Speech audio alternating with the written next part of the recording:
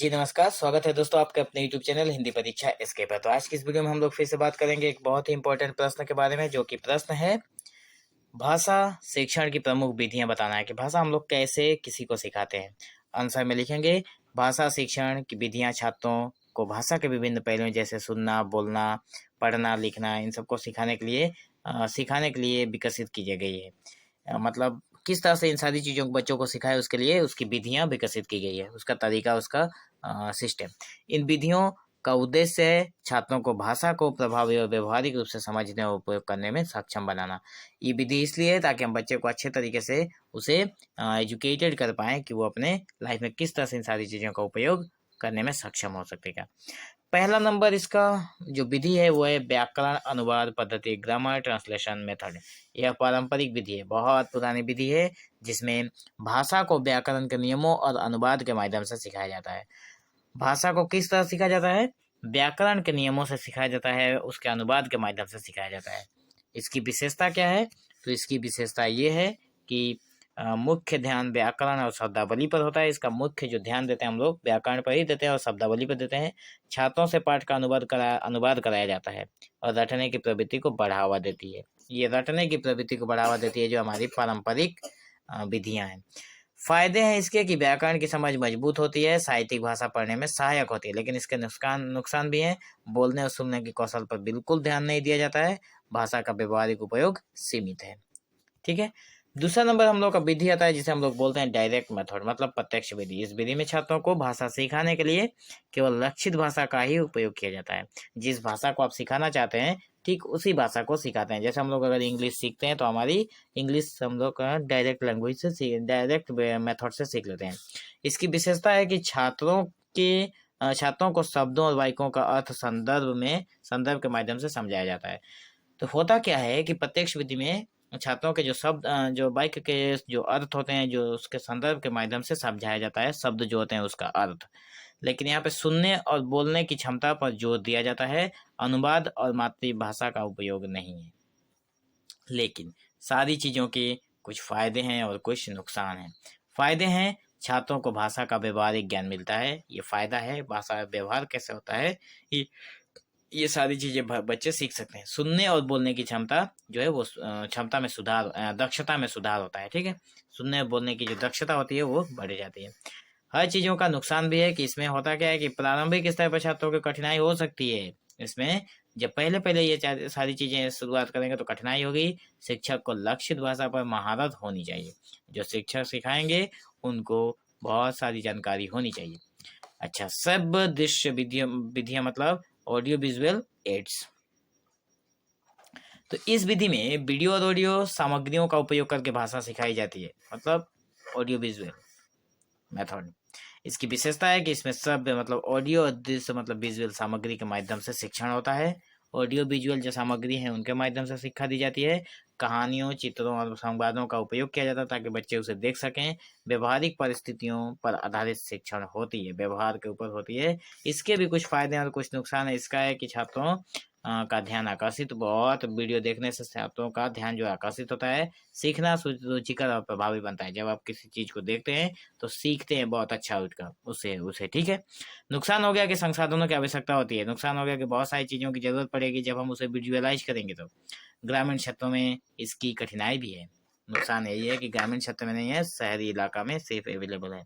संरचनात्मक विधि, अगर structural method की अगर बात करें तो उसमें आता है कि इस विधि में भाषा सिखाने के लिए व्याकरण और संरचनाओं का चरणबद्ध तरीके से उपयोग किया जाता है। संरचनात्मक स्ट्रक्चरल मेथड में इसमें होता क्या है कि वाक्य रचनाओं की प्राथमिकता दी जाती है। वाक्य किस तरह से संरचना होगा, वाक्य की संरचनाओं में प्राथमिकता दी जाती है। सरल से जटिल की संरचना के ऊपर वाक्य की संरचना मतलब जिसमें उसका अर्थ मिले, सरल से जटिल की ओर हो। ठीक है, जानकारी से जो जानकारी नहीं है उसकी तरफ हो।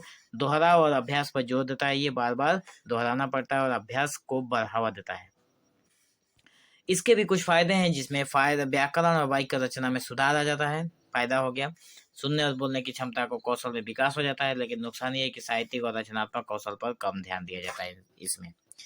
अच्छा, संचारात्मक विधि मतलब कम्युनिकेटिव अप्रोच में बताया गया है कि इस विधि इस विधि का उद्देश्य छात्रों को भाषा का व्यवहारिक और संवादात्मक उपयोग सिखाना है। बच्चे किस तरह से संवाद करेंगे, किस तरह से व्यवहार में अपने लाएंगे, ये संरचनात्मक कम्युनिकेशन, किस तरह से लोगों से बात करेंगे, इन सारी चीज़ों के बारे में बताया गया। सॉरी फ्रेंड्स, बहुत सारे लोगों ने कमेंट किया कि सर आप बहुत उबासियाँ ले रहे हैं, लेकिन क्या करें, आप लोगों के लिए रात को वीडियो एडिट करना पड़ता है, इसलिए थोड़ा नींद लगने लगती है। खैर कोई बात नहीं, बढ़ते हैं आगे और हम लोग देख लेते हैं कि इसकी जो विशेषताएं हैं वो इस प्रकार हैं कि बोलने और सुनने पर विशेष ध्यान दिया जाता है। व्याकरण का संदर्भ और संवाद के माध्यम से सिखाया जाता है। व्याकरण का जो संदर्भ होता है वो संवाद के माध्यम से सिखा दिया जाता है। ये सारी की सारी अप्रोचेस छात्र केंद्रित शिक्षण पर बढ़ावा देती है।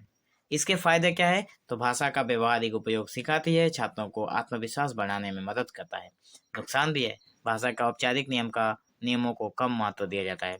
बड़े समूह में कठिनाई भी होती है अगर आप इसका उपयोग करते हैं तो। द्विभाषिक विधि है, बाइलिंगुअल मेथड, दो भाषाओं का ज्ञान, जिसमें बताया गया कि इस विधि में छात्रों की मातृभाषा और एक लक्षित भाषा का उपयोग किया जाता है। विशेषताएं हैं, छात्रों की मातृभाषा का सहायक उपकरण के रूप में प्रयोग, मतलब छात्र की जो मातृभाषा है उसका सहायक उपकरण के रूप में प्रयोग होता है। शब्दों और वाक्यों के अर्थ मातृभाषा में समझाए जाते हैं। शब्द जो होते हैं और जो वाक्य होते हैं उसका अर्थ मातृभाषा में समझाया जाता है। व्याकरण और व्यवहारिक भाषा दोनों भाषाओं पर ध्यान दिया जाता है। फायदे हैं, छात्रों को भाषा जल्दी समझ में आ जाती है, और इसका और एक फायदा है कि कम अनुभवी शिक्षक के लिए उपयोगी हो जाता है। लेकिन नुकसान भी है कि छात्रों को लक्षित भाषा में सोचने और बोलने की आदत कम हो जाती है, वे लोग मातृभाषा में ही बात करते हैं। अगर हम लोग बात करें 7वां नंबर पॉइंट की, जिसमें है सिचुएशनल मेथड, ठीक है। तो व्यावसायिक विधि है जिसमें इस विधि में छात्रों को वास्तविक जीवन की स्थितियों के माध्यम से भाषा सिखाई जाती है। मतलब जो रियल घटना हमारे लाइफ में होती है, रियल घटना, ठीक है, उसके वास्तविक रूप को माध्यम बनाकर बच्चों को भाषा सिखाई जाती है, जिसमें संवाद और स्थितियों पर निर्भर आधारित शिक्षण होते हैं। संवाद और स्थितियों के ऊपर होता है। छात्र भाषा को रोजमर्रा की जिंदगी में प्रयोग करना सीख जाते हैं। अभ्यास और समूह गतिविधियां होती है, सारा का सारा चीज एक साथ चलता है, इसलिए वो गतिविधि है। इसके कुछ फायदे हैं, जिसमें भाषा का व्यवहारिक उपयोग सिखाई जाती है, छात्रों में आत्मविश्वास का विकास हो जाता है। लेकिन नुकसान ये है कि हर स्थिति को कक्षा में दोहराना कठिन है। संसाधनों की आवश्यकता भी पड़ सकती है। तो निष्कर्ष के तौर पर हम लोग देखेंगे कि भाषा शिक्षण की विधियां जो है छात्रों की आवश्यकता, उनके संदर्भ और भाषा के उद्देश्यों के अनुसार चुनी जानी चाहिए। जो भाषा शिक्षण की जो विधियां है वो बच्चे को या फिर बच्चों के जो आवश्यकता है, जो उनके संदर्भ और भाषा के उद्देश्य के अनुसार, उनके उद्देश्य के अनुसार ही भाषा चुनी जानी चाहिए। कोई भी विधि पूर्ण नहीं है, चाहे कोई भी विधि हो उससे पूर्ण नहीं है। इसलिए अक्सर विधियां जो है वो इलेक्ट्रिक मेथड के उपयोग सबसे प्रभावी साबित होती है, इलेक्ट्रिक मेथड के तरीके से सबसे प्रभावशाली होती है।